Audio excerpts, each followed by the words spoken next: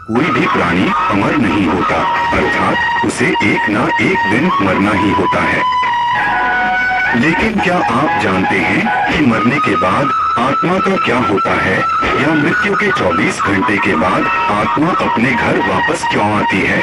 और वह कितने दिनों तक अपने घर में रहती है? अगर नहीं जानते तो मैं बता दूं कि इन सभी सवालों का जवाब गरुड़ पुराण में विस्तार से बताया गया है। और आज की इस वीडियो में हम आपको यही बताने जा रहे हैं, तो चलिए वीडियो शुरू करते हैं। नमस्कार श्रोताओं, एक बार फिर से आपका हमारे YouTube चैनल में बहुत बहुत स्वागत है। गरुड़ पुराण में बताया गया है, जब किसी की मृत्यु हो जाती है तो यमराज के दूत उसकी आत्मा को अपने साथ यमलोक ले जाते हैं, जहां उसके पुण्य और पाप कर्म का लेखा जोखा किया जाता है और फिर 24 घंटे के अंदर यमदूत उस प्राणी की आत्मा को वापस उसके घर छोड़ जाते हैं। यमदूत के द्वारा वापस छोड़ जाने के बाद मृतक की आत्मा अपने परिजनों के बीच ही भटकती रहती है और अपने परिजनों को पुकारती रहती है, लेकिन उसकी आवाज कोई नहीं सुनता। यह देख मृतक की आत्मा बेचैन हो जाती है और जोर जोर से चिल्लाने लगती है, तब भी उसकी आवाज को कोई नहीं सुनता। इसके बाद मृतक की आत्मा अपने शरीर में प्रवेश करने की कोशिश करती है, लेकिन यमदूत के पाश में बंधे होने के कारण वह मृत शरीर में प्रवेश नहीं कर पाती है। इसके अलावा गरुड़ पुराण में बताया गया है, किसी की मृत्यु हो जाने पर जब उसके परिजन रोते बिलखते हैं तो यह देख मृत आत्मा दुखी हो जाती है और वह भी रोने लगती है,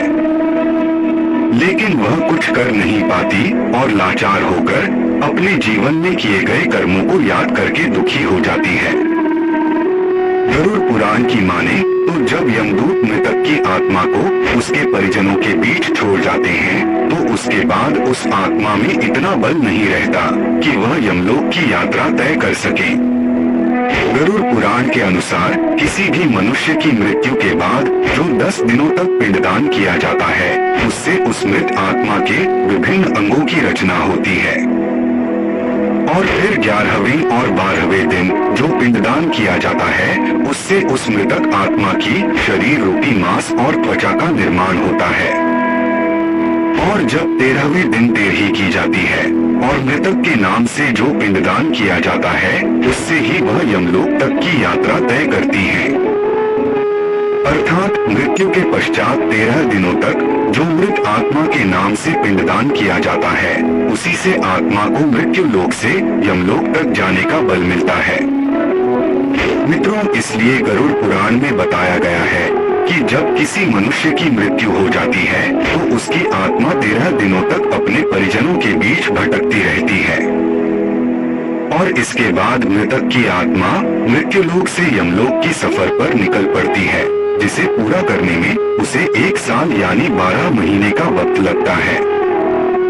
मान्यता के अनुसार 13 दिनों तक किया गया पिंडदान इस 1 वर्ष मृतक की आत्मा के लिए भोजन समान होता है।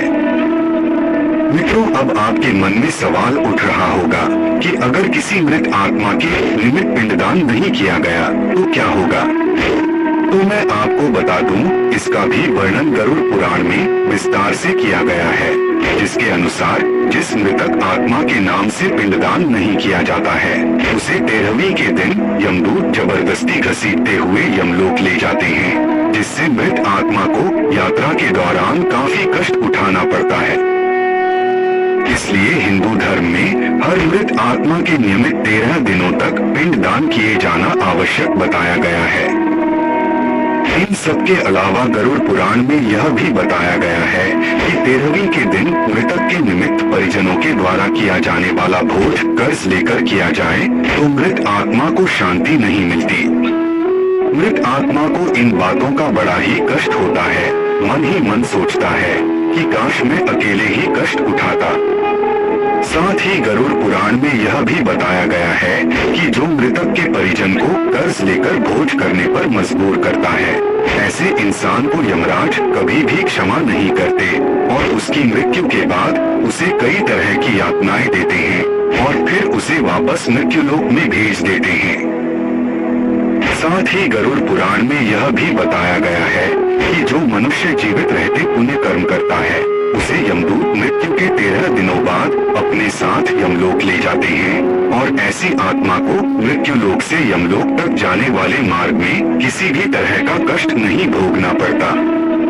वहीं जो मनुष्य अपने जीवन काल में बुरे कर्म करता है उसे यमदूत पूरे रास्ते कई तरह की यातनाएं देते हैं, जिससे वह थर थर कांपने लगता है और यमदूतों से बार बार क्षमा मांगता है, लेकिन यमदूत उसे क्षमा नहीं करते।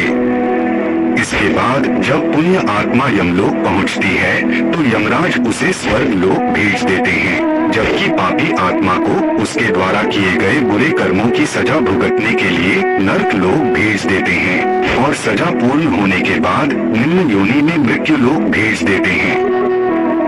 तो मित्रों, उम्मीद करता हूँ कि आपको समझ में आ गया होगा कि आखिर मृत्यु के 24 घंटों के बाद आत्मा अपने घर वापस क्यों आती है।